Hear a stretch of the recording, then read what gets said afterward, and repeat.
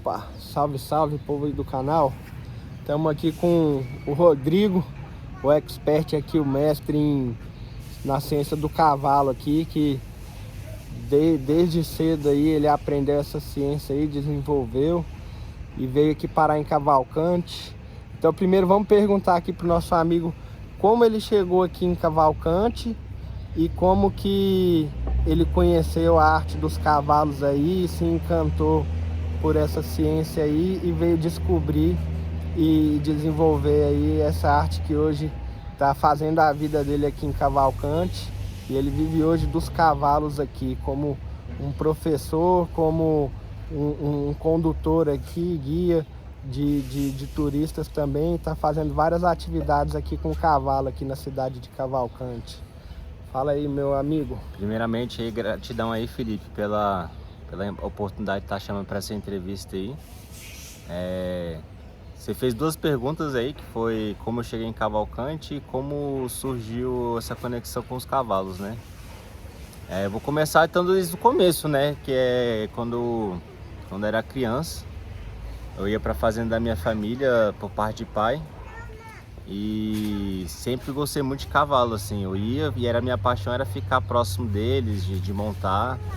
Então desde cedo tem essa conexão com os cavalos, né? É uma coisa que veio realmente assim de berço. E na parte de mãe, meu avô ele era coronel do exército, foi subcomandante do RCG também. E a minha avó, por parte de mãe, ela percebeu que eu tinha essa conexão e me colocou com 6 anos de idade na escola de equitação da Grande do Torto, em Brasília. Aí, a partir daí eu comecei a desenvolver o hipismo desde muito cedo.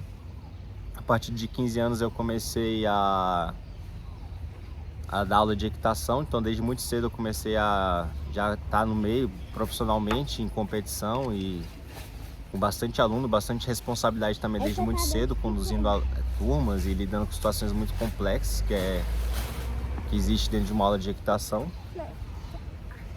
E dentro desse processo, entre competições e aulas de equitação, eu comecei a perceber que existiam outras formas de conectar com o cavalo, né? Eu fiz um curso na Universidade do Cavalo de Administração de Centro Equestre e ali abriu minha visão para querer desenvolver meu próprio projeto e ter o meu próprio centro equestre. E dentro desse processo também eu comecei a me conectar com as terapias holísticas, onde eu aprendi sobre constelação familiar, sobre Theta Healing, yoga, massoterapia. E aí eu fui percebendo que dentro desse processo o cavalo era um processo de cura terapêutico.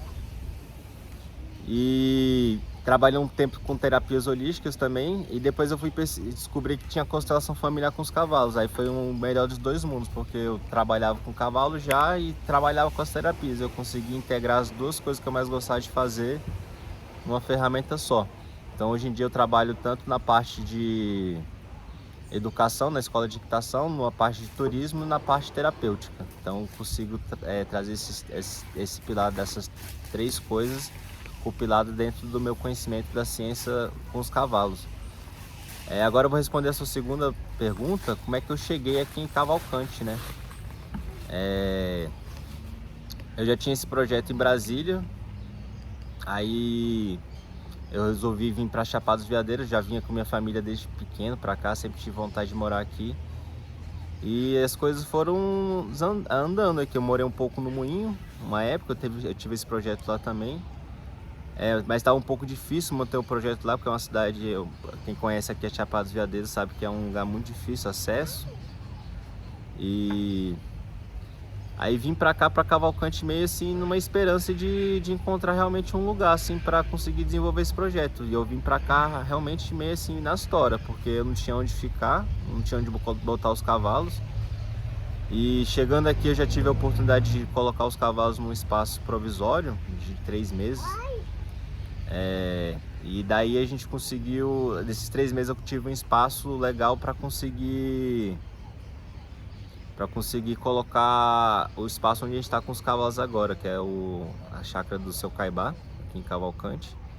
E lá a gente está conseguindo desenvolver esse projeto, conseguindo compilar tudo que eu trouxe da minha vida, e agora, pela primeira vez na vida, eu consegui trazer isso para um espaço onde eu consigo desenvolver da minha forma, da forma que eu acredito que é a forma legal para assim, se conectar realmente com os cavalos e desenvolver esse projeto. E fala pra gente aí, Rodrigão, mais profundamente a respeito desse projeto, que tem uma ligação também com a pedagogia, né, com o trabalho com as crianças, né? Como que você vê assim o potencial dessa lida com os cavalos, a conexão, né, com o animal, com a natureza, assim, para o desenvolvimento da criança, do ser, que você tanto desenvolve essa atividade aqui em Cavalcante, né, com as crianças daqui, que estão aprendendo aí, não só tendo uma atividade, né, uma distração, um lazer, mas que também estão sendo educadas por meio desse processo aí e dessa arte, né, que é lidar com os cavalos, né, e criar essa conexão. Eu acho que essa pergunta me remete a me trazer para, novamente, assim, para minha infância, né, porque como eu tive essa conexão desde a infância, e eu tenho algumas questões, assim, de TDAH, inclusive tenho um diagnóstico disso, e dislexia. E ele foi um auxílio muito importante, assim, pra minha vida, sabe? É como se no momento que eu tivesse com o cavalo, saísse todos os meus problemas que existia, as dificuldades que eu tinha na escola, com a família, essas coisas. E era um momento de paz pra mim. E eu tô falando assim, primeiro nível emocional mesmo, né? Era um lugar seguro pra mim. Me sentia bem, me sentia familiarizado. Aí como eu comecei a dar aula de equitação em algum momento da minha vida, eu percebi que os pais chegavam pra mim e falavam o seguinte pra mim: nossa, meus filhos estão melhorando na escola, estão tendo mais desempenho, estão tendo mais concentração, estão melhorando em casa. E o mesmo processo que aconteceu comigo, eu percebi que estava acontecendo também com as crianças que eu estava treinando. Isso quando eu tinha 15, 16 anos, já tinha, os pais chegavam e me davam esse feedback. E a partir dali eu comecei a perceber que o cavalo estava muito mais além do que a parte física, motriz, de coordenação, que é uma coisa que eu vou falar também. Mas ele está nessa realmente de trazer disciplina, foco, concentração. E as crianças começam realmente estarem mais aterradas e mais próximos do seu propósito a partir dessa conexão com os cavalos. Então, esse é o fato que eu fui percebendo. O cavalo é muito mais além da equitação, realmente a parte da cura e da conexão, que as crianças vão desenvolvendo isso. E tem, que nem eu falei para vocês também, existe, por exemplo, a escola de equitação, mas existe, por exemplo, a ecoterapia. O que é ecoterapia? A pessoa que é um autista, uma pessoa que é um cadeirante, ela consegue ter reabilitações fantásticas. Um cadeirante consegue, às vezes, voltar a andar.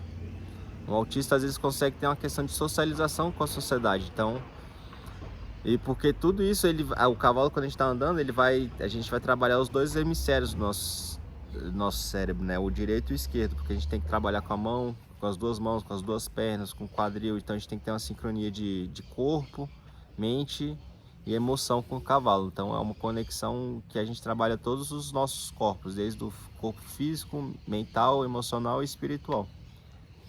E para quem não sabe, a gente está aqui, né, no Cavalcante, que eu citei aqui, a cidade que ele veio parar e a gente veio se conhecer aqui. A gente está no Parque Nacional da Chapada dos Veadeiros, né? Um lugar que está dentro do bioma Cerrado, no centro-oeste, né? No interior do Goiás. E é um lugar que ainda está muito preservado, né? Uma região de chapada, de montanhas, né?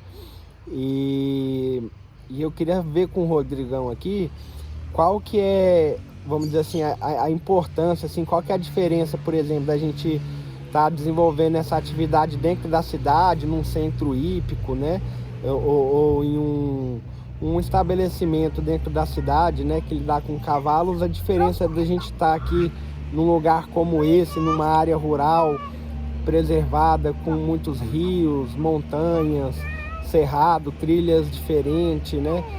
Qual que é, assim, a importância, assim, de estar num local como esse para fortalecer e intensificar ainda mais essa conexão, né, com a criação divina, com a natureza, né, e com ambientes naturais, né? Qual que é a visão, assim, e se isso também tem a ver com a escolha desse local, né, de ter trago esse projeto para cá, para essa região, né, de ter escolhido esse lugar como o lugar para seguir a vida aqui, né, e o lugar escolhido para morar e para trazer esse projeto, né? Eu vejo, você falou tanto da cidade, eu vou trazer um ponto de vista do que eu tenho dos cavalos na cidade e um ponto de vista que eu tenho aqui sobre a região da Chapada dos Veadeiros. Eu acredito que esses centros hípicos que existem dentro das grandes metrópoles e das cidades é uma forma que as pessoas têm de se conectar com a natureza, como se fossem pequenos oásis dentro de cidades, onde as pessoas vão sentir próximo do que a gente sente aqui, né? Porque ela vai estar ali próximo do animal, vai estar praticando um esporte, que o esporte todo mundo sabe que o esporte é algo fantástico para o desenvolvimento humano, né? E a partir daí a gente consegue realmente, estando na cidade, a gente consegue realmente estar conectando com os cavalos e estar trazendo realmente esses benefícios que a natureza traz, que já existem vários estudos que a natureza cura depressão, cura ansiedade, cura vários males que a gente tem como humanidade. Só do fato da gente estar na natureza, pegando uma terra, tocar no cavalo, sentir um ar mais puro, a gente consegue estar neutralizando as nossas questões e conseguindo ter mais avanços. Então eu acredito que essa é a função sistêmica dos centros hípicos hoje em dia dentro das cidades. Com relação às Chapadas dos Veadeiros, essa vinda para cá, eu não digo que foi bem uma escolha assim muito consciente, na verdade. Eu vejo mais foi mais o lugar que me escolheu do que eu. Porque foram várias sincronias, né? Tipo, como eu falei para você, eu vinha desde cedo para cá, sempre gostei muito das Chapadas dos Veadeiros.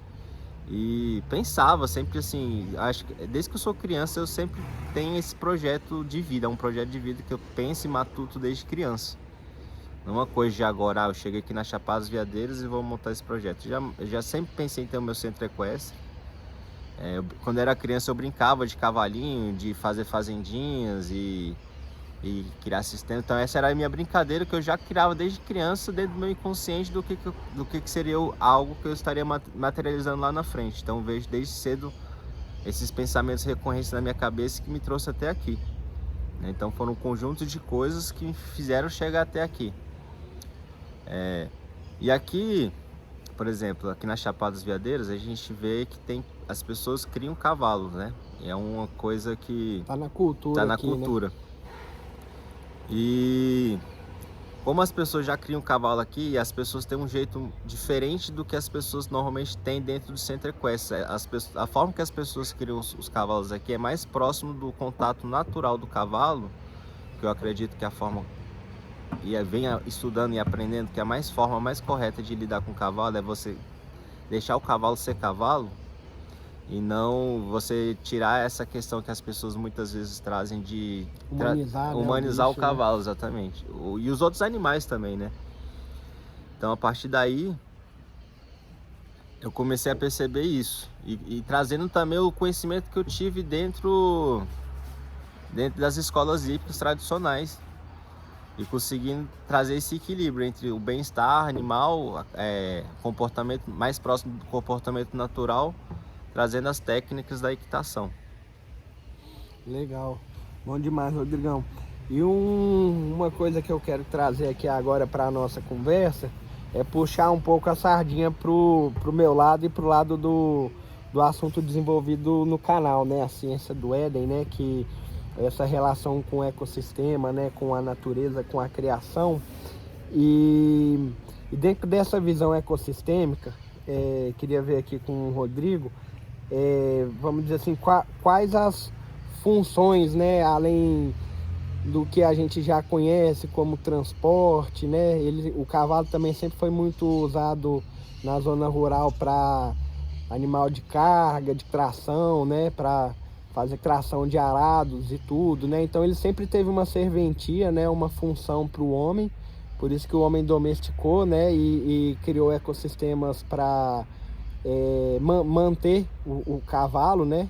Ecossistemas criados, né? De pastos, áreas de capim, que é um ecossistema muito parecido com o que a gente tem no Cerrado, né? O Cerrado aqui tem muito ecossistemas com árvores mais espalhadas, com muito capim, muito pasto, né? Então, assim, a gente vê esse ambiente que o cavalo precisa para ser criado, né? De áreas, de espaço, né? Com pastagem, né? E, assim, como um ambiente bem manejado, uma integração de sistemas silvipastoris com pasto, com árvore, com frutíferas, né?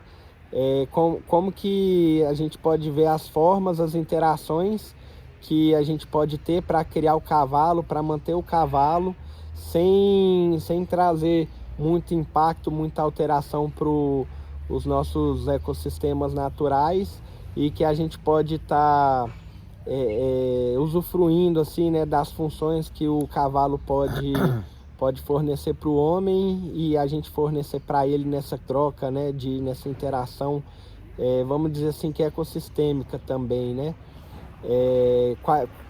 A gente poderia começar por quais as funções, né, que o cavalo pode ter assim para o homem e para o ecossistema, né? Por exemplo, a geração de esterco, de adubo, para a gente poder estar trazendo as plantas, é uma função que a gente pode ver também, assim, que o cavalo ele pode ter dentro de uma propriedade sustentável, né? Com sistemas integrados.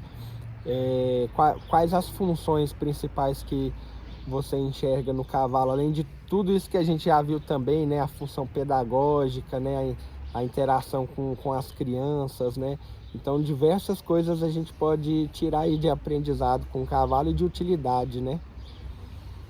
Então,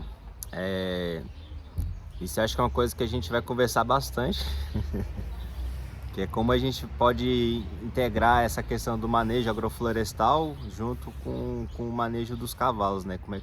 Como fazer essa interligação e mais o desafio que é o cerrado, né?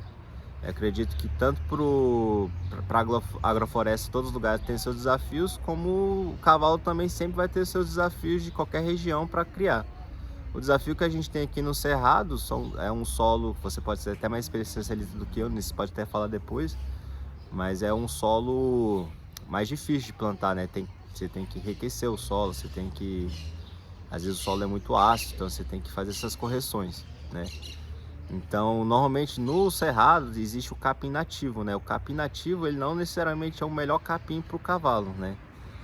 Então, como a gente pode pensar, como a gente pode manter essas áreas preservadas, que nem você falou, com o menor impacto possível para o Cerrado, mas como desenvolver pastagens onde a gente consegue manter essa preservação do Cerrado, mas ao mesmo tempo a gente conseguir, por exemplo, trazer essa cadeia do cavalo. Então aí eu acredito que a gente pode desenvolver a partir daí agroflorestas, e a parte da parte da alimentação, coisas que não precisa de tanto volume de espaço para a gente conseguir desenvolver alimentação para os cavalos. O que mais pega aqui no Cerrado é a questão da alimentação, porque a gente tem 6 meses de chuva e 6 meses de seca. Então quem não se preparar para a seca passa realmente uma dificuldade muito grande. Então tem que ter todo um planejamento dentro disso de alimentação para os cavalos e conseguir fazer essa integração. Então eu acredito que essa parceria que eu estou falando com você, Felipe, a gente conseguir estudar como a gente consegue criar animais de grande porte, diminuindo o espaço que a gente precisa talvez de uma passagem muito grande, e conseguir reduzir em alimentações mais saudáveis para o cavalo. Por exemplo, já tem pessoas que estão usando moringa na alimentação de animais de grande porte, Polpa do baru, né? Polpa do baru, exatamente, a mandioca. Então é a forma de a gente conseguir trazer uma nutrição usando outras coisas que não seja apenas ração e feno, e diversificar a alimentação dos animais, e trazendo, aí tem que ter um estudo também de nutrição do animal, do que ele pode comer, o que ele não pode comer, a quantidade que ele pode comer, Então é um estudo bem complexo, mas que a gente consegue realmente criar essa parte sistêmica e diminuindo o impacto no cerrado e conseguindo ter maior produção de animais de grande porte. Porque também o animal de grande porte, ele, de certa forma, ele gera um certo impacto no cerrado, né? Porque às vezes pode compactar o solo, essas coisas. E pode acabar também, às vezes, se você não tiver uma boa administração de pastagem, você vai acabando o pasto, pode causar até certas erosões, porque vai secando. Então você tem que ter um bom manejo de pasto para a gente evitar essas áreas que vão se desertificando. Então tem que ter todo um estudo para a gente conseguir ter esse equilíbrio legal aí. Legal, bom demais. E você falou também, você falou vários pontos interessantes aí, né? Que a gente alinha os nossos conhecimentos, né? Até deixar aqui pro pessoal, né? Que não sabem ainda, aqui no nosso canal a gente tá com um projeto na nossa propriedade, né? No sítio Monte Sião, é o projeto do Éden lá, que a gente vai criar um sistema para vocês estarem acompanhando, né? De produção integrada, sistemas integrados com criação animal, com produção de frutas, hortaliças, peixe, né? E o Rodrigo vai estar somando nesse projeto aí, trazendo toda essa ciência aí, né? Do cavalo, né? E de outras criações animais de forma geral, né? E aí, Rodrigo, você estava falando da questão do capim nativo, né? E que ele, naturalmente, assim, ele não é tão adaptado para o cavalo, não tem né? os nutrientes Suficientes, né? Mas eu fico pensando, assim, é uma hipótese e até uma experiência que a gente pode desenvolver lá, né? Porque como foi dito também, né? Os solos daqui, né? Porque é uma área muito, vamos dizer assim, de montanha, né? Então muito solo novo, com muitos minerais, mas poucas matérias orgânicas, às vezes solos mais ácidos, né? Então tem uma certa deficiência. Mas se a gente, por exemplo, fizesse um manejo adequado do capim ali, que ele já é uma fonte de alimento, às vezes pobre, não tão boa, num ambiente ali degradado ou num ambiente ali que não está sendo manejado, que recebe anualmente fogo, né, que vai degradando ali, né, as condições do solo, e a gente num trabalho de manejo tentar manter algumas espécies assim mais promissoras de capim nativo, porque aqui no Cerrado, para quem não sabe, tem uma grande variedade, né, de espécies diferentes de gramíneas, de capim, né? E a gente pegar algumas dessas mais promissoras e tentar desenvolver um manejo melhorando o solo, né? Que vai estar plantado esse capim, fazendo um manejo adequado, né? Como é feito o manejo do capim das espécies mais comerciais, mais usadas em pastos, né? A gente criar um manejo parecido e ver como esse capim pode responder e de repente criar uma nutrição mais adequada, né? Porque tem dois fatores, né? Tem a condição do solo e tem a genética, né? Então a genética desses capins podem melhorar. Porque todos esses capins que são usados hoje na domesticação de animais são capins que uma vez foram nativos, né? E foram sendo melhorados ao longo de muito tempo, né? Pelo homem no processo de criação do animal e essa genética foi sendo desenvolvida, né? E às vezes a gente ainda não tem, e a grande maioria deles são africanos, né? O braquiara, né? Kikuya, Andropógos, né? Se bem que o Andropógos ele tem nativo aqui também na região, né? O Andropógos às vezes ele é um exemplo, né? Ele é um bom capim, ele é um bom capim. E o cavalo gosta dele, né? Inclusive mais do que o braquiara. Não, o braquiara, o cavalo na verdade ele não come. O máximo que ele come às vezes é a semente. E quando tá muito na seca, se ele tiver seco, ele vai ter que comer esse capim. Mas você foi falando aí, foi vindo aqui na mente, inclusive pensei até te perguntar, porque você deve saber mais do que eu. Se a gente, trazendo um pouco do gancho que você falou, né? Se a gente, por exemplo, melhorar o solo do capim, você acha que ele naturalmente ele aumenta os nutrientes que ele sai? Da forma que ele sai no final ali? Sim, com certeza. Se a gente fazer um bom trabalho de manejo, melhorar as condições do solo, né? Independente da espécie de capim, ele vai ter uma resposta, né? Tanto na parte vegetativa, visualmente, tanto na parte nutricional, né? porque todo o alimento, né, todo o capim, toda a biomassa, ele vai refletir o que tem ali no solo, né? Então, um solo com deficiência de nutriente, a gente vai ter uma planta, um fruto com deficiência serve de para tudo, nutriente. então, até para uma manga, uma laranja, qualquer coisa que você trabalhar ali na raiz, no solo, vai melhorar no final. Sim. Entendi. E por isso que eu tenho essa hipótese. Aí essa mudança de trabalhar o capim e melhorar ele. Sim, e adaptando ele para um solo melhor, né? E ao mesmo tempo é um capim que ele já está adaptado para as condições do cerrado, né? E a gente fazendo uma melhora que vai ter as mesmas condições do cerrado, o mesmo clima, né? O mesmo solo ali mais, vamos dizer assim, otimizado, melhorado, né? A gente vai ter uma resposta melhor da planta. Então, de repente, a gente pode conseguir uma alimentação do capim nativo, vamos dizer que não sei se igual, né? Porque todos os capins que tem hoje foram melhorados há muitos anos, né? Mas acho que a curto prazo a gente já pode ter uma resposta e com o tempo, né?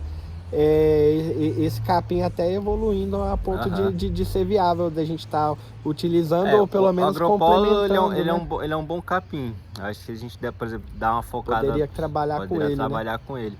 E aquela coisa que você falou, a gente não falou no vídeo, mas a gente estava falando anteriormente também de fazer capins verticais. Sim. E é isso, plantar outras coisas que eu posso... minimizar a área, né? Porque assim, são dois pontos de partidas que a gente pode pegar, né? A gente pegar numa área já de campo nativo, que a gente tem lá na propriedade, num platô, vocês vão conhecer, a gente tem um platô ali que tem uma área de cerrado nativo, que tem uma área campestre, é uma fitofisionomia conhecida como cerrado campo sujo, né? E rupestre também, porque é uma área que tem pedras, né?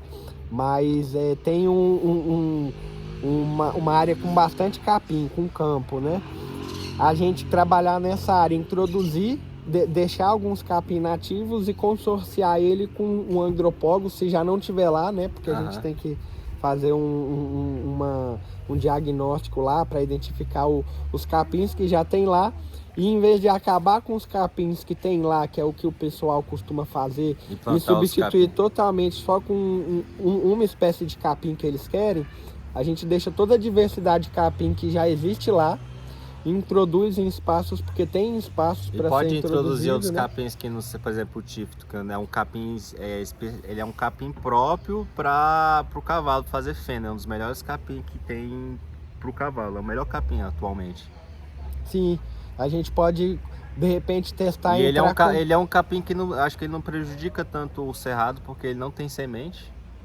Então, que normalmente, por exemplo, a braquiária, que é um capim que veio de fora, qual o problema da braquiária? Porque ela tem uma semente e qualquer bicho que come, ele vai fazer o cocô vai sair espalhando, o vento espalha e acaba que vira essa coisa que é a braquiária e outras plantas, que o margaridão, que também existe aí, que acaba que... Margaridão o cavalo come?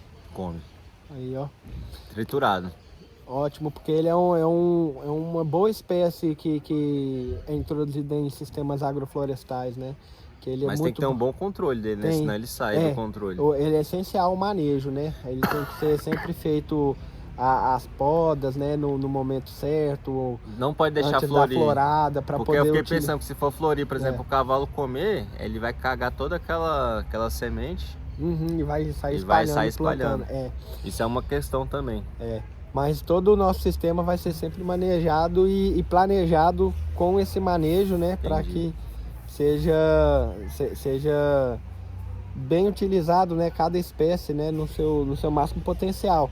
E o margaridão, por exemplo, que a gente estava falando, ele é uma espécie também que ela é excelente de adubo verde, sendo o corte da biomassa sendo feito antes da florada também, porque ela vai estar com muito nutriente. Então ela está tanto com muito nutriente para o cavalo quanto para o solo. Que o cavalo dá alimenta vira cobertura do solo, para alimentar o solo, né? Então, assim, voltando no ponto dos capins, a gente poderia manter os capins que tem, né? Fazer um inventário para saber e acompanhar, né? Aí faz um tratamento do solo e introduz, a gente pode escolher duas espécies. Foi o Tifton ou o Kikuya que você falou? Tifton. Foi o Tifton, certo? Então o Tifton e o Andropógos, né? Que já é bem adaptado aqui à nossa região, né? E eu acho que ele não tem semente também, eu acho que ele não é uma coisa...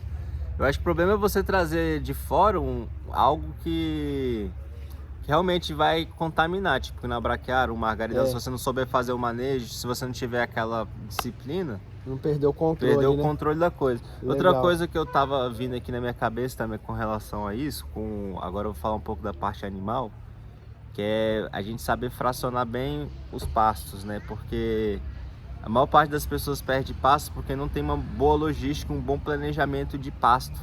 E eu estudo já um tempo sobre isso.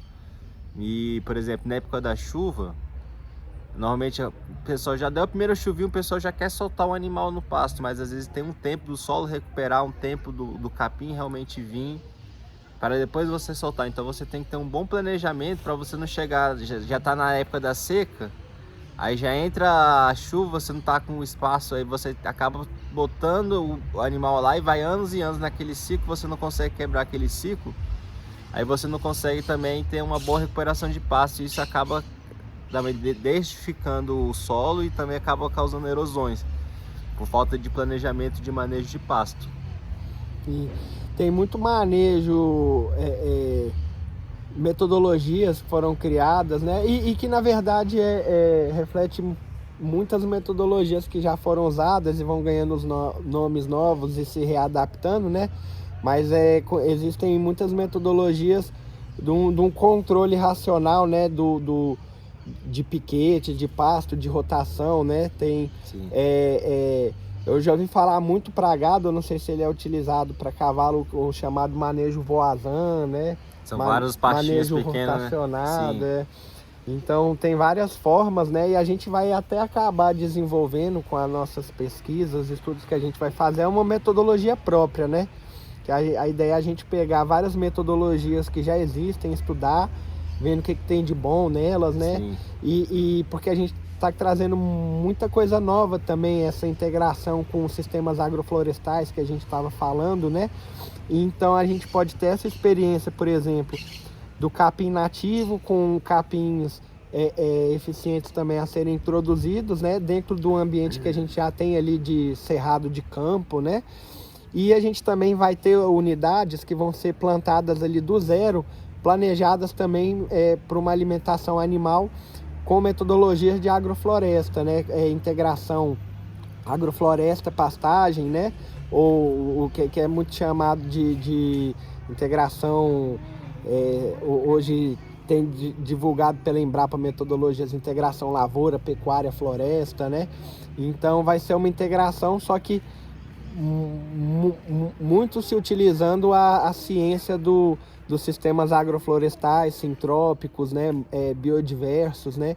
Então a gente vai criar alguns modelos, né, com áreas de pasto, com corredores e linhas agroflorestais. E nessas linhas vai ter tanto espécies para alimentação humana nossa também, né, como bananeira, espécies que vão estar adubando o solo, né? A gente falou do próprio margaridão, que pode ser. Uma coisa também, você pode botar às vezes um cavalo num piquete, um piquete pequeno, ele já faz um cocôzinho ali.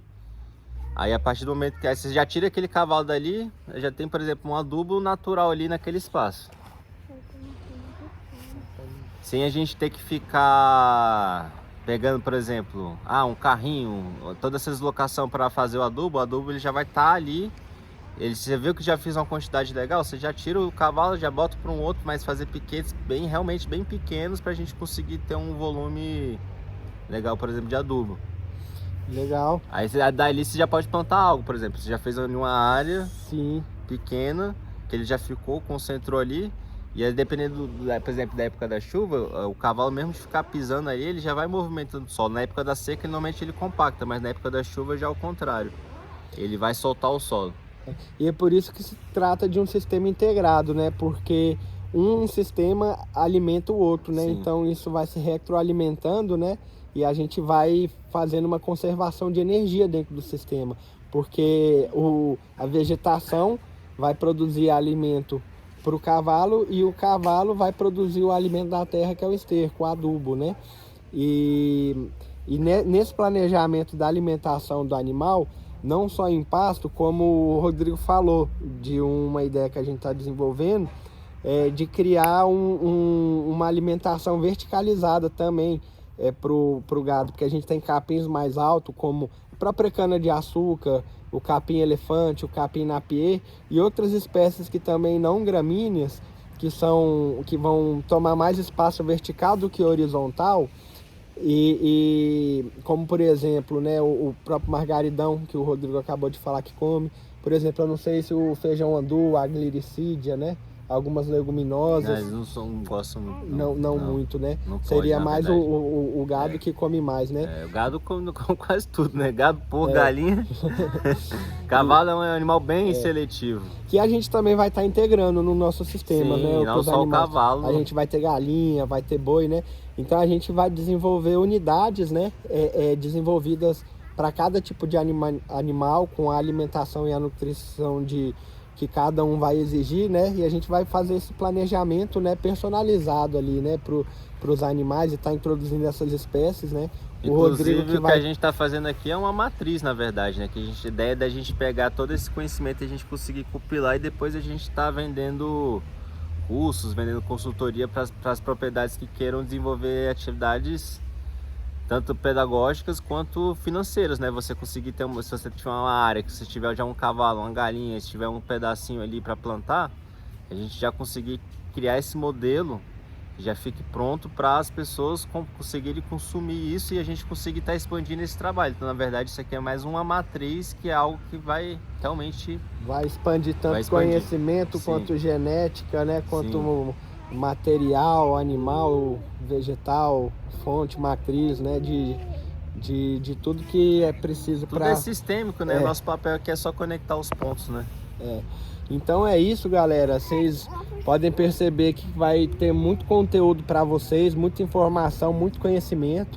Então não deixe de acompanhar o canal, se inscrever para ir acompanhando as novidades, o conteúdo.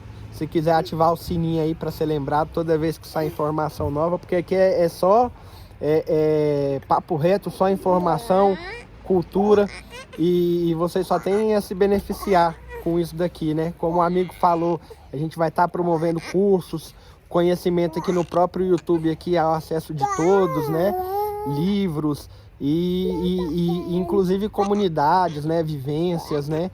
Então vamos acompanhando aí e interagindo com a gente aí, que vocês têm muito a ganhar com a gente e a gente tem muito a ganhar com vocês. Fazer uma parceria aqui da forma que vocês acharem melhor, né? Os que estão assistindo os vídeos no YouTube, adquirindo algum curso, né? Vindo aqui conhecer a gente nas vivências que vão ser promovidas. E tá aí, o convite tá feito. Segue aí, acompanha aí o canal. O Instagram aqui do nosso mestre aqui dos cavalos, como é, Rodrigão? Passa pra galera. É Rodrigo Mauri com Y, 2 Y no final. Tá, vai estar aqui embaixo aqui na tela, ó. Aí vocês acompanha lá também, e vai, quem interessar aí, quiser entrar mais nesse mundo dos cavalos, ou já faz parte e quer estar vendo visões aí de outras pessoas que entendem muito do assunto, tá aí o Instagram do nosso amigo aí para vocês acompanharem e seguirem também aí, beleza? Valeu galera, demais. Valeu, tamo junto e até os próximos vídeos.